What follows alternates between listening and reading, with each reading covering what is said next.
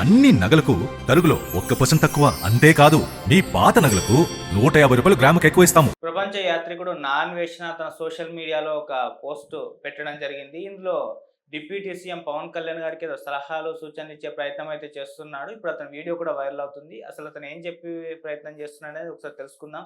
Present మనతో పాటు జగదేవ్ గారు సీనియర్ జర్నలిస్ట్ ఉన్నారు. వారిని అడిగి తెలిసిన ప్రయత్నం చేద్దాం. నమస్కారం సార్. నమస్తే. సార్, ఈ నాన్వేషణ ఎప్పుడు కూడా వివాదాల్లో ఉంటాడు. అంటే తన ఇష్టం ఉన్నట్టుగా కొన్నిసార్లు కామెంట్ చేసిన వైనాన్ని మనం చూస్తాం. ఇప్పుడు పవన్ కళ్యాణ్ గారికి ఏదో సలహాలు సూచనలు ఇస్తున్నట్టుగా ఒక వీడియో రిలీజ్ చేశారు. అంటే ఆ వీడియో ద్వారా తను ఏం సందేశం ఇచ్చే ప్రయత్నం చేస్తున్నాడు సార్? అతను గతంలో మీరు అన్నట్టు మలేషియాలో వినాయకుడు టెంపుల్ వద్ద ఉన్నాను, నిజంగా ఇక్కడ దేవుడి సమక్షంలో ఒట్టుపెట్టి చెప్తున్నాను, నేను నిజంగా తప్పు అయితే నా తల 1000 చెక్కలు అయిపోతుంది అని వెటకారంగా వ్యంగ్యంగా కొన్ని చేశాడు. ఒక్కసారి ఏదైతే బెట్టింగ్ యాప్స్ కి సంబంధించి చాలా మంది మన బుల్లితెర మీ లలిత వారి ఆషాఢం శ్రావణం ఆఫర్. అన్ని నగలకు తరుగులో 1% తక్కువ. అంతేకాదు మీ పాత నగలకు 150 రూపాయలు గ్రాముకు ఎక్కువ ఇస్తాము. రెండింటినీ కలిపితే నగ ధరలో 2% కన్నా ఎక్కువే సేవ్ చేస్తారు. అసలే మీ లలితలో తరుగు చాలా చాలా తక్కువ. నటుల్ని వాళ్ళని వీళ్ళని సెంటర్ చేసి వాళ్ళు ప్రమోట్ చేయడం వల్లే చాలా మంది అభాగ్యులు వాళ్ళ కుటుంబ సభ్యులు కోల్పోయారు. సో వాళ్ళకి తిరిగి ఈ లైక్స్ వ్యూస్ ద్వారా వచ్చే అమౌంట్ని వాళ్ళకి షేర్ చేస్తా అని చెప్పి ఈవెన్ అలేఖ్యా చిట్టి పికిల్స్ లాంటి అమ్మాయిని అయితే నా కజిన్ అవుతుందని కూడా చాలా సెంటర్ చేసి చాలా చేశాడు. అప్పుడు అందరూ ఈవెన్ సజ్జనార్ గారితో నాకు తెలిసి అప్పట్లో వీడియో కాల్ మాట్లాడి మొత్తానికి ఇవన్నీ చేస్తారు. తన సజ్జనార్ గారు పిలిచి వార్నింగ్ ఇచ్చారు. అక్కడ వాళ్ళు అక్కడ సర్దుకున్నారు. అయితే అట్లాంటి ఇంప్రెషన్ వచ్చిన తను మీరు అన్నట్టు ఈ భగవంతుడు సనాతన ధర్మం ఇలాంటి కొన్ని వ్యాఖ్యలు చేసి మళ్ళీ ఏ పురుగు కదిలిందో తెలియదు, అట్లా అభాస్ పాలయ్యాడు కొంచెం. మరలా ఇప్పుడు సనాతన ధర్మము ఇలాంటి అంశాల మీద మరలా, ఎందుకంటే బయటకు మాత్రం ఎలా మాట్లాడుతున్నా నాకు నష్టపోయింది ఏం లేదు. ఆల్రెడీ నేను యూట్యూబ్ ద్వారా ఈ ఇన్ఫ్లుయెన్సర్, నేను వరల్డ్ ఫేమస్ ఇన్ఫ్లుయెన్సర్. ఇప్పుడు నేను నాకు రావాల్సింది వచ్చి నేను సంపాదించుకున్నాను. ఎవడు అన్లైక్ చేసినా ఎవడు అన్ఫాలో చేసినా నాకు ఒరిగేది ఏమీ లేదు, నష్టమేమి లేదు అన్నట్టు కూడా కొంచెం బేరాలు పోయాడు. తర్వాత ఎవరో ఒక ఫ్రెండ్కి మాట్లాడుతున్న వాయిస్ కూడా లీక్ అయింది. ఇట్లా అందరూ నన్ను సెంటర్ చేశారే, ఇబ్బందిగా ఉంది అని కొంచెం ఉత్తరాంధ్ర స్లాంగ్లో మాట్లాడి మా ఆడియో కూడా రిలీజ్ అయింది. సరే, కొన్నాళ్ళు స్తబ్దుగా ఉండాడు. మరలా ఇప్పుడు చిన్న చిత్తగా వీడియోలతో మరలా వస్తూ ఇప్పుడు రాబోయే రేపు వినాయక చవితి వస్తుంది, రేపు సెప్టెంబర్ 14న. అలాగే నెక్స్ట్ ఇయర్ గోదావరి పుష్కరాలు వస్తున్నాయి మరలా. సో ఇట్లాంటి సందర్భంలో ప్రజలు ఏ విధంగా ఫాలో అవ్వాలి, దానికి ప్రభుత్వాలు ఏం చేయాలి అనే దాని మీద చెప్పొచ్చు. కాకపోతే ఈయన వీడియో చేసేటప్పుడు పక్కన సనాతన ధర్మము ప్రకృతి అని పెట్టాడు. అసలు సనాతన ధర్మం అంటే ప్రకృతితో మమేకమై జీవించడమే సనాతన ధర్మం. సో దానికి చాలా మంది చాలా భాష్యాలు చెప్తారు. అయితే ఈ ప్రకృతితో మమేకమై ఉండే ఇది ఇప్పుడు ఎలా అయిపోయింది, కల్చరు బాగా దారుణం అయిపోయింది. మట్టితో వినాయకుడు చేయాలి. అసలు వినాయక చవితి సందర్భం అందరికీ తెలిసే ఉంటుంది. నేను మరొకసారి చెప్పదలుచుకున్నాను. కరెక్ట్గా వర్షాలు పడే టైము, తర్వాత చేలు నాటుతారు, నాటిన తర్వాత నీరు అవసరం, వచ్చి వర్షం పడే నీరు చెరువుల్లో నిల్వ ఉండాలి, నెక్స్ట్ పంటల వరకు ఉపయోగపడాలి, రెండో పంట వేసుకోవాలన్నా సమృద్ధిగా ఉండాలి, తాగడానికి కావాలని పూడికి తీత కార్యక్రమం ఉండేది. అంటే చెరువుల్ని వేస్ట్ అంతా మళ్ళీ తీసి ఆ పాత మట్టి తీసి ఒడ్డుకి కరకట్టలాగా వేస్తే మరలా కొత్త నీరు చేరి అట్లా మంచి ఆ మట్టితోనే వినాయకుడు చేసి ఏం చేసేవారు, దానికి సుమారుగా 21-24 రకాల పత్రులతో, అంటే ఉసిరిక పత్రి, మారేడు పత్రి, జాజిపత్రి, ఏవో ఉంటాయి. జాజిపత్రి అంటే మసాలా వాడు, సారీ, అట్లా ఫ్లోలో వచ్చేసింది. అలాంటి కొన్ని 24 రకాల పత్రులు, గరికలు, ఇవి అన్నీ కూడా వినాయకుడికి పూజ చేసి అవి తీసుకెళ్ళి అదే ఏ చెరువులో పూడికి తీశారో అందులో కలిపేస్తే ఈ ఏదే రకరకాల ఆకులు ఇవన్నీ ఉన్నాయో అవి కొన్ని రకాల యాంటీబయాటిక్స్ గాను, కొన్ని రకాల జీవులకి అవసరమైన ఆహారం గాను, కొన్ని రకాల జీవులకి అవి దాన్ని ఏమంటారు నాశనం చేసే విధంగా ఉపయోగపడేవి. ఆ స్వచ్ఛమైన నీటినే తాగేవారు. చూసారా ఎంత డెప్త్ ఉంది ఇక్కడ. సో ఈ డెప్త్ రాను కల్చరు ఇదైపోయింది. ఇప్పుడు ఇంటికి పారాని ద్వారబంధానికి పసుపు రాయాలి. పసుపు ఎవరు రాస్తున్నారండి? ఇప్పుడు పెయింటే కదా. ఎల్లో పెయింట్ వేయాలి స్టార్టింగ్లో. ఎందుకు వేయాలి? పసుపు యాంటీబయాటిక్, లోపలికి పురుగు పుట్ర రాకుండా. ఇంటి ముందు కల్లాపు చల్లేవారు పేడతో, ఆవు పేడతో. దానివల్ల పాములు లాంటివి లోపలికి వచ్చేవి కాదు ఆ వాసనకి. ఇట్లాంటి ఎన్నో సైన్స్కి సంబంధమైనవి సనాతన జీవన విధానంలో ఉన్నాయి. సనాతన ధర్మము సైన్స్ కాదు, సైన్సే సనాతన ధర్మం నుంచి పుట్టింది నాకు తెలిసి. ఆ ఋషులు ఎంత మేధావులు, ఎంత గొప్ప వాళ్ళంటే ఇప్పుడున్న సోకాల్డ్ ఐన్స్టీన్ అని చెప్పుకుంటున్న వీళ్ళందరికన్నా సూపర్బ్ పవర్ వాళ్ళందరూ. సో అటువంటివన్నీ కాలగర్భంలో కలిసిపోయాయి. దేవుడికి ఎందుకు దండం పెట్టాలి అంటే, అమ్మో పెద్దలు తిడతారా, తాతగారు కోపడతారు, దండం పెట్టుకో, నానమ్మ కోపడుతుంది, బొట్టు పెట్టుకో, అదే అంటే చెప్పడం రాక తెలియక ఇలా చేసేసారు. సో ఇప్పుడు మరలా ఈ నాన్ వెజ్ లాంటి వాళ్ళు వస్తే చెప్తే నేర్చుకునే పరిస్థితిలో లేరు, వినరు.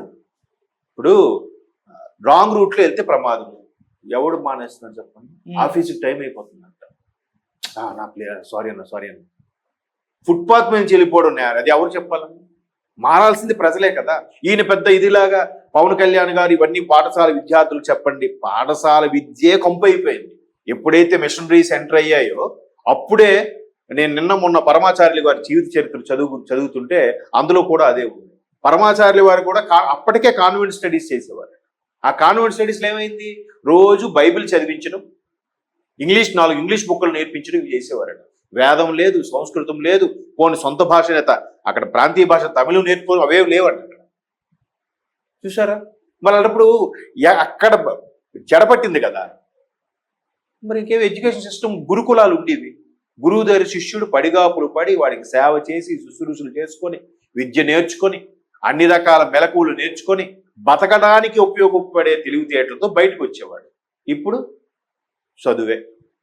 మావాడు 95, మావాడు 97, మావాడు ఐఐటి, మావాడు కాన్పూరు, మావాడు ఖరగ్పూర్, ఇవే. మావాడు MS US, MS Canada, MS Australia, ఇంకేముంది? పైగా ఇవన్నీ ట్రాష్ ఎవరు చెప్పారబ్బా, జస్ట్ సైన్స్ అదంతే. ఏంటి సంప్రదాయబద్ధం నుంచి కుటుంబం నుంచి వెళ్ళి చదువుకున్నాడు కూడా ఇదే స్టేట్మెంట్. మరి దానికి పవన్ కళ్యాణ్ గారు చెప్తే ఏం మాట్లాడు? పవన్ కళ్యాణ్ గారు సనాతన ధర్మం గురించి మాట్లాడితే ఈ పాకీరాజు వాళ్ళు, గంజాయి మొక్క లాంటి వాళ్ళు చెలరైపోయి మరీ స్పీచ్లు ఇస్తున్నారు కదా, దాన్ని ఎవరైనా ఖండించారా? ఇదే అన్వేష్ ఖండించాడా?